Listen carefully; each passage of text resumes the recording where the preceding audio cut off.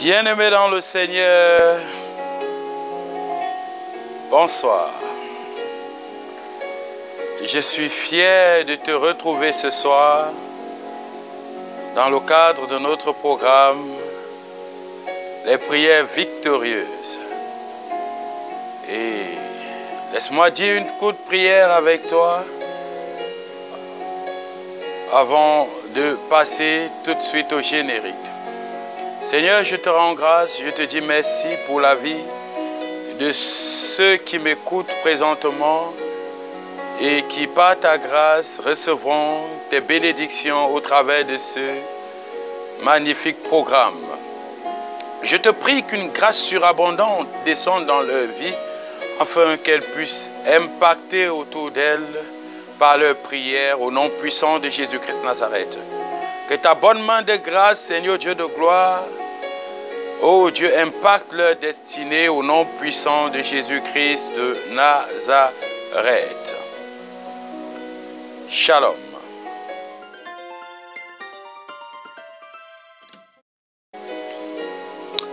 Une fois de plus, nous sommes de retour. Bien-aimé, je te dirais bonsoir encore. Tu sais que chaque fois que Dieu nous donne l'occasion de venir dans sa présence pour partager sa parole, nous nous devons de le faire avec beaucoup de sagesse, beaucoup d'amour et beaucoup de bonne volonté. Voilà pourquoi ce soir, j'aimerais te dire que tu es abondamment béni, tu es richement béni parce que tu es enfant de Dieu. Toi qui envoies d'être enfant de Dieu, je déclare que la grâce de Dieu te court-circuite encore afin que tu puisses totalement rentrer dans la maison. Toi qui as un pied dedans, un pied dehors, tu es béni. Et je prie que Dieu mette totalement tes deux pieds dedans afin que le pied qui était dehors, qui donnait encore gloire à l'ennemi, soit totalement à l'intérieur, afin qu'ensemble nous puissions impacter, dominer les nations, prendre autorité sur le monde des ténèbres et déstabiliser les projets et les programmes de l'ennemi. Vous savez, j'aime bien dire que le christianisme sans amour n'est pas différent de la sorcellerie.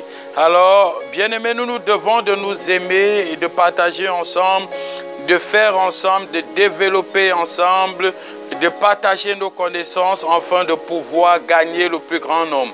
N'oublions pas, l'objectif de Christ est de ramener le plus grand nombre à la bergerie et il sait si bien le faire parce que le combat a déjà été gagné il y a plus de 2000 ans.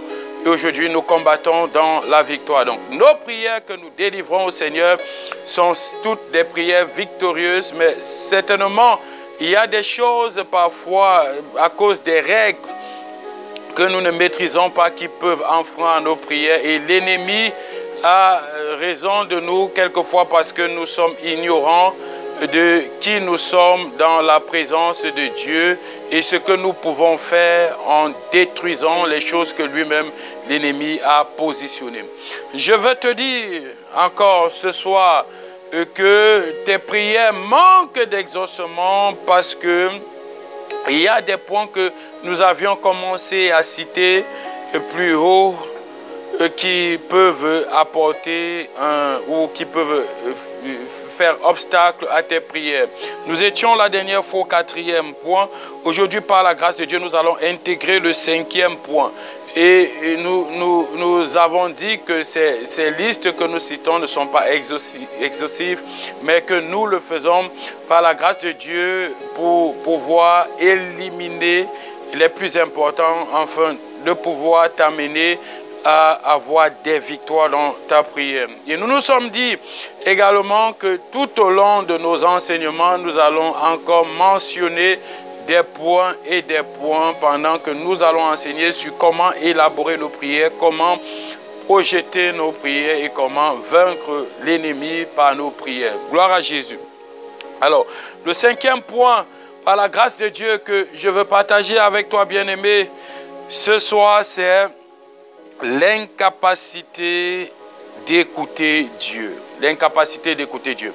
Pourquoi l'incapacité d'écouter Dieu? C'est parce que, vous savez, quand un enfant se réveille le matin et qu'il se présente devant son père et qu'il dit « Papa, j'ai besoin de l'argent, du pain, je vais à l'école », normalement c'est une prière. Et le père, la plupart du temps, sait que c'est de son devoir de donner l'argent des beignets à son enfant tous les matins, ou alors l'argent du pain, ou alors l'argent de poche. Comme vous voulez appelez parce que ça dépend des endroits, ça dépend des pays, ça dépend des cultures.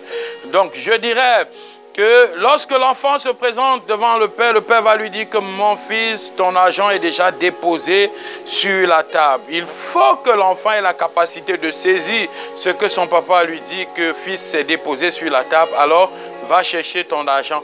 Alors il doit aller chercher sur la table parce que c'est un devoir pour le Père. Donc c'est un devoir pour Dieu de nous exaucer.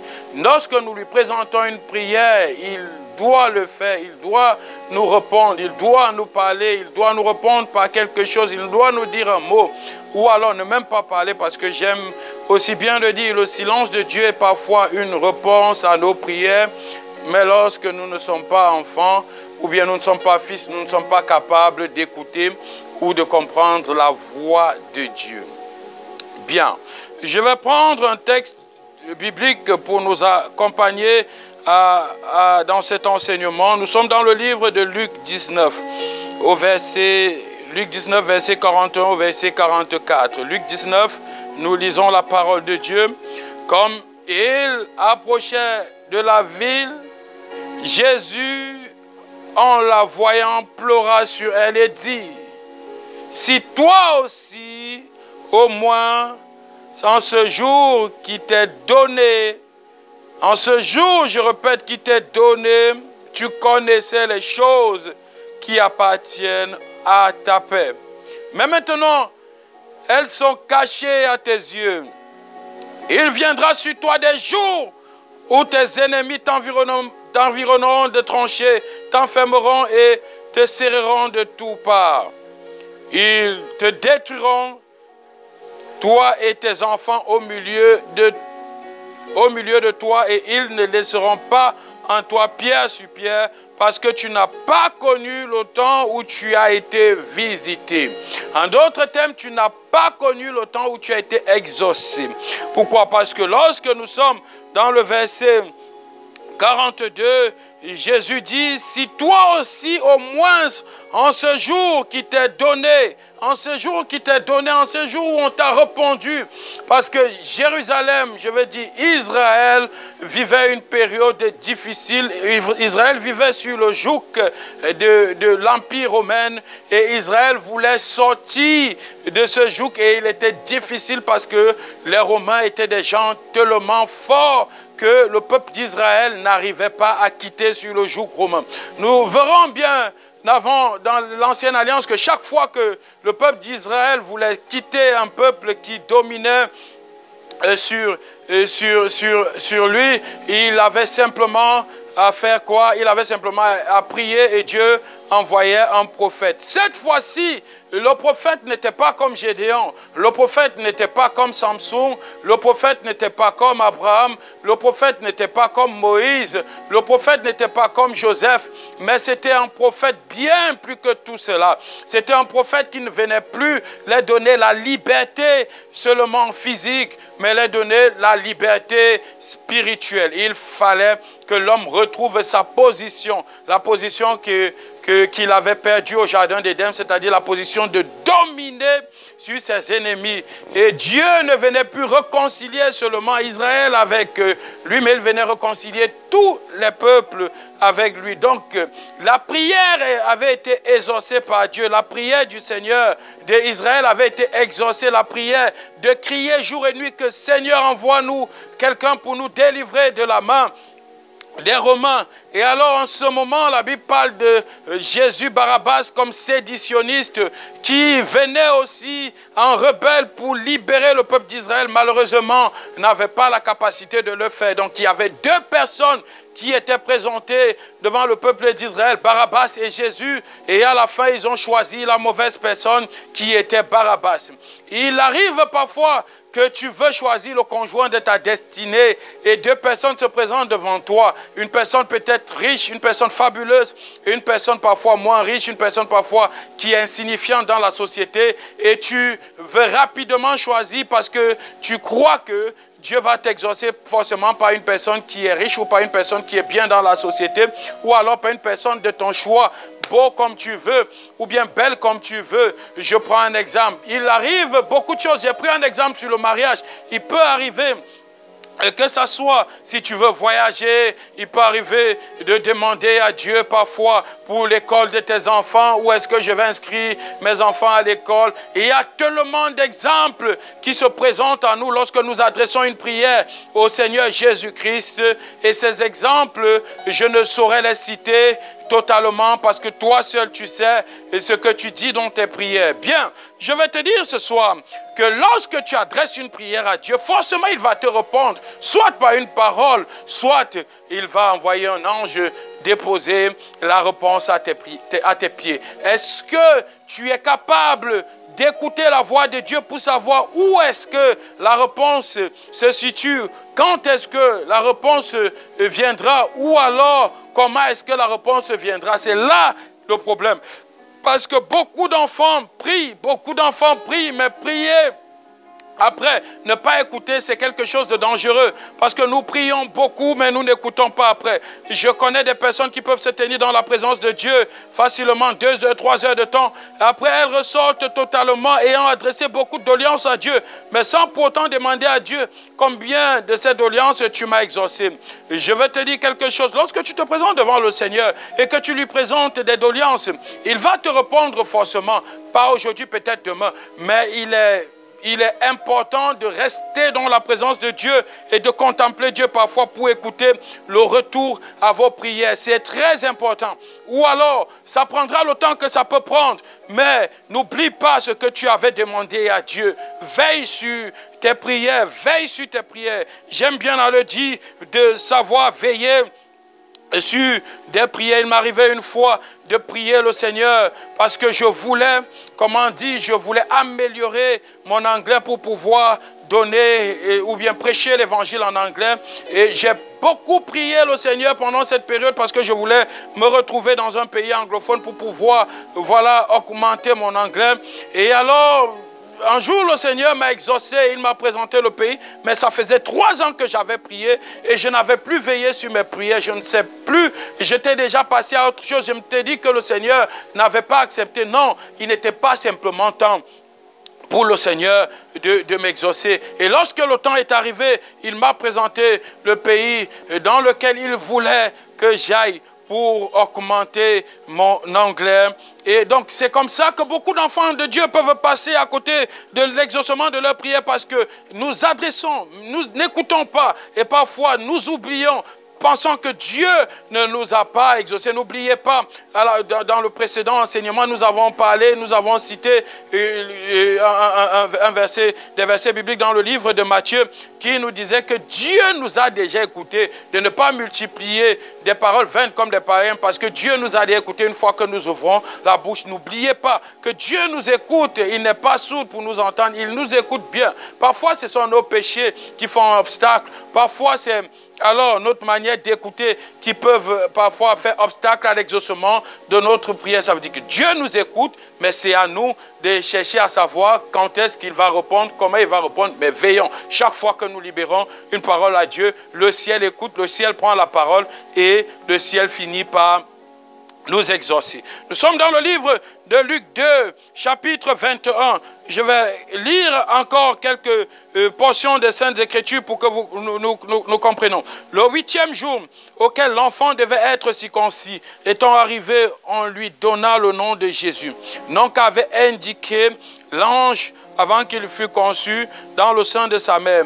Et quand les jours de leur purification furent accomplis selon la loi de Moïse, Joseph et Marie le portèrent à Jérusalem pour le présenter au Seigneur.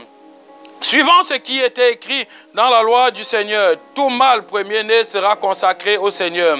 Et pour offrir un sacrifice, 2 tourterelles et 2 jeunes pigeons, comme cela est prescrit dans la loi du Seigneur. Et voici, il y avait à Jérusalem un homme appelé Simeon. Cet homme était juste et pieux. Il attendait la consolation d'Israël et l'Esprit Saint était sur lui. Il avait été divinement averti par le Saint-Esprit qu'il ne mourrait point avant d'avoir vu le Christ du Seigneur.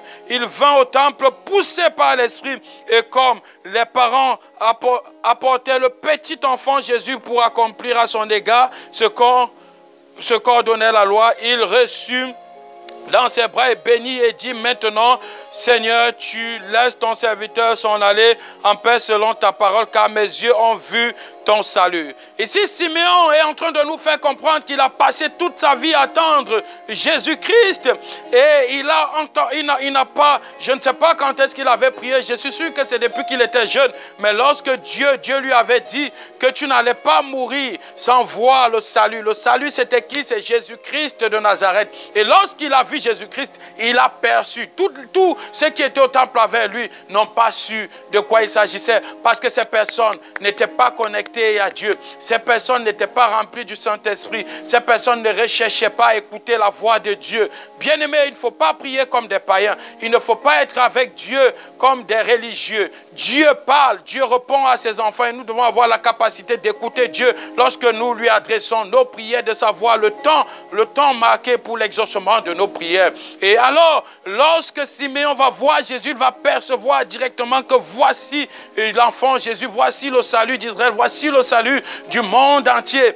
Et alors il va dire au Seigneur: tu peux me prendre parce que j'ai vu le salut d'Israël. Oh, quelle capacité d'être connecté à Dieu.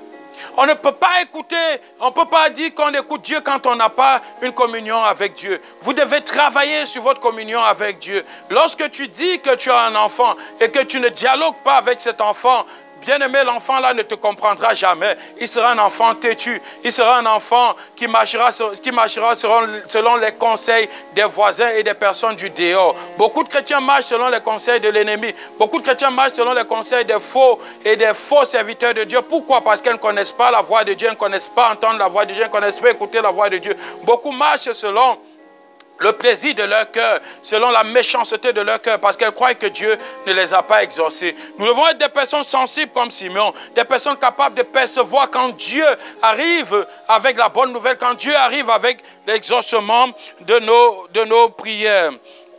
Donc, il va dire que, car mes yeux ont vu ton salut que tu as préparé devant tous les peuples, lumière pour éclairer les nations et gloire d'Israël, ton peuple. Son père et sa mère étaient dans l'admiration des choses qu'on disait de lui. Simeon bénit et dit à Marie, sa mère: voici, cet enfant est destiné à amener la chute et le relèvement de plusieurs en Israël et à devenir un signe qui provoquera la contradiction. Et toi-même, une épée te transpercera l'âme, afin que les pensées de beaucoup de cœurs soient dévoilées. Et il y avait aussi une prophétesse, Anne, fille de Phanuel, de la tribu d'Aser. Elle était forte avancée en âge, et elle avait vécu 7 ans avec son mari depuis sa virginité. Restée veuve et âgée de 84 ans, elle ne quittait pas le temple et elle servait Dieu nuit et jour dans le jeûne et dans la prière. Étant survenue, elle aussi à cette même heure, elle louait Dieu et elle parla de Jésus à tous ceux qui attendaient la délivrance de Jérusalem. Lorsqu'ils eurent accompli tout ce qu'ordonnait la loi du Seigneur, Joseph et Marie retournèrent en Galilée, à Nazareth, leur ville. Anne, fille de Phanuel, quelle brave femme. La Bible dit qu'elle a perdu son mari 7 ans après son mariage. Et elle est rentrée au Seigneur pour intercéder pour la venue de Christ. Et quand Christ est venu, elle a su. Nous prions parfois pour recevoir de Dieu, même un enfant, même, comment je peux dire, des finances. Et lorsque ça va arriver, nous ne connaissons pas de qui, de comment ça peut arriver, parce que nous n'avons pas la sensibilité du Saint-Esprit. Pour avoir la sensibilité du Saint-Esprit, nous devons travailler la communion avec Dieu. Et pour travailler la communion avec Dieu, nous devons avoir des temps dans sa présence, des temps dans la lecture de la parole, connaître la parole de Dieu. Alors nous devons avoir la connaissance de la parole de Dieu. Parce que si tu ne connais pas la parole de Dieu, tu ne sauras pas écouter la voix de Dieu.